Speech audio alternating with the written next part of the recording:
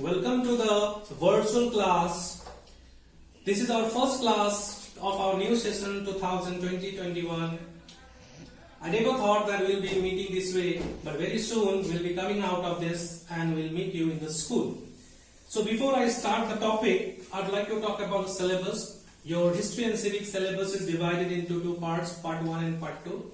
Part 1 consists of 30 marks and part 2 consists of 50 marks. In part 1, 10 questions will be asked from civics, 1 marks each, and 10 questions will be asked from history, 2 marks each, 10 plus 20, 30. And in part 2, there will be two sections, section A and section B. Section A, 3 questions will be asked from civics. Out of that, you have to attempt 2, and each questions will carry 10 marks each. And from section B, you will be asked 5 questions, and you have to do only 3. And that 3 questions also carries 10 marks each. So 10, 20, 30, 30 plus 50, 80. Now 20 marks you will be given for assignment. 20 marks you will get it for your assignment. So within few days you will be getting your assignment and you have to do it in your copy. So let us start with the topic. The first topic is in civics is Union Legislature. I think you have been taught this topic in class 8 also. So here we'll discuss in detail. Our first topic is Union Legislature, that is the parliament of our country, which consists of Lok Sabha and Rajya Sabha. So what are the 3 constituents of the parliament? The parliament consists of 3 parts: Lok Sabha, Rajya Sabha and the president. So today we will be discussing about Lok Sabha, and Rajya Sabha president will discuss in a later class. So Lok Sabha. Lok Sabha is the lower house, or it is also known as the house of the people, and Rajya Sabha is the upper house, also known as the council of states. Now Lok Sabha, first of all we will discuss about the composition. Composition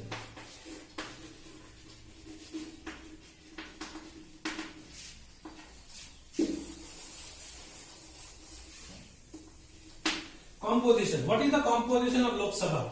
So what is the composition of Lok Sabha? Lok Sabha is composed of, or we can say the maximum strength of Lok Sabha is 552 seats. 552 seats. And out of 552 seats, 530 represents states.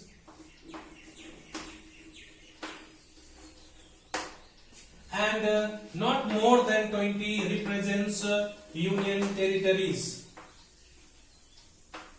So 530 plus 20, 550, and 2 members are nominated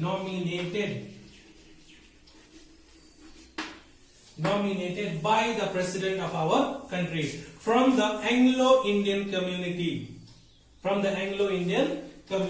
So now if we recap what is the composition of Lok Sabha, then we'll come to know that the strength of Lok Sabha is 552. Out of 552, 530 represent the states, not more than 20 represent the union territories, and 2 members are nominated by the president if he feels that that particular community is not properly represented in the parliament. Now which community I'm talking about? Anglo-Indian community. Next topic is qualification. What are the qualifications required to become the member of Lok Sabha? The first one is the person must be a citizen of India. Person's name must be there in the voter list. He must be a registered voter. Person should have attained the age of 25 and above. And person must not be a proclaimed criminal. Person should not hold any office of profit. Person should not be mad. He should be of sound mind. So these are the qualifications. There is no such discussion regarding education qualifications. These are the qualifications required to become the member of Lok Sabha. Now we will be discussing about the term of Lok Sabha. Term.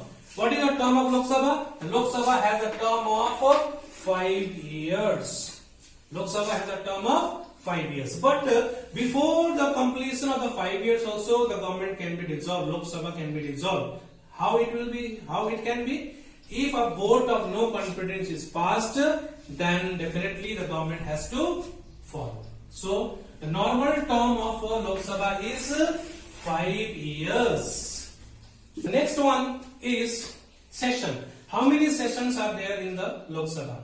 There are 3 sessions altogether. That means budget session, monsoon session and the winter session. And these are the sessions during which the members of the parliament meet in Delhi, and there the proceedings of passing of laws carries on. So budget session, monsoon session and the winter session. There should not be a maximum gap. There should be a minimum gap of 6 months between the 2 sessions. Minimum gap between the 2 sessions should be how many? 6 months. Next topic is quorum. Quorum, quorum. So what is mean by quorum? You may be asked what is mean by quorum for 1 mark. So quorum is the minimum number of members required to transact any business of the Lok Sabha. So what is the minimum number of members? So here we can say that the minimum number of members required is 1/10 of the total member of Lok Sabha. That means what is the quorum of, if you are asked what is the quorum of Lok Sabha, you have to say the quorum of Lok Sabha is 1/10 of the total member of Lok Sabha. Suppose for example, the number of member is 545. So how you will find out the quorum? 1/10 into 545. So approximately it will come 54.5. So I'll make it 54. So 55. Okay, 55. 54.5 it is coming, so I made it 55. So the maximum number of member required to start the transition of the Lok Sabha is 55. That is 1/10 of Lok Sabha. And this is in the case of Rajya Sabha also, and even in the state assemblies also. Now, question hour. What is meant by question hour? It is also known as right to interpellation. So every day during the sessions, either budget session, monsoon session or winter session, the first 1 hour is reserved for asking questions, in which the oppositions ask questions to the members of the government, and in which they have to reply. So there are different categories of questions: stayed questions, unstayed questions, short notice questions. So this is the first work of the first hour of the session, question hour. Okay, and normally the question hour starts at 11 o'clock. 11 to 12 is given for question hour. After this 11 to 12, and after 12 to 1 o'clock, that is kept for it is known as 0 hour. That is known as 0 hour, in which discussion can take place, questions can be asked in a general term. There is no such control over the 0 hour. That is why most of the time 0 hour has to be adjourned. And after 12 to 1 o'clock, after 1 o'clock, the member go for their lunch. What is meant by vote of no confidence? So, vote of no confidence is a move in Lok Sabha to express a lack of confidence in the Council of Ministers. If a vote of no confidence motion is passed in the Lok Sabha, then the government will be dissolved. And this no confidence motion, vote of no confidence motion, is passed by the opposition in the Lok Sabha. So now, Speaker is the presiding officer of Lok Sabha. Everywhere you see there is one head, just like in the school. In every class teacher is there to maintain discipline. In the same way, in the Lok Sabha, where 543 or 545 members are there, who will be controlling them? Who will be managing the Lok Sabha proceedings and all? So that is the speaker. So who is the speaker? How is he elected? Speaker is the member from among the member of parliament. Speaker is the one who is elected from among the member of the Lok Sabha when they meet for the first time after general election. Soon after the general election, when all the members meets in the parliament, that time the first thing they do is they choose one speaker from among the members. How they are chosen? By a majority of a member present and voting. The voting will be done among the members, and from there they will choose one speaker and one deputy speaker. Speaker and one deputy speaker.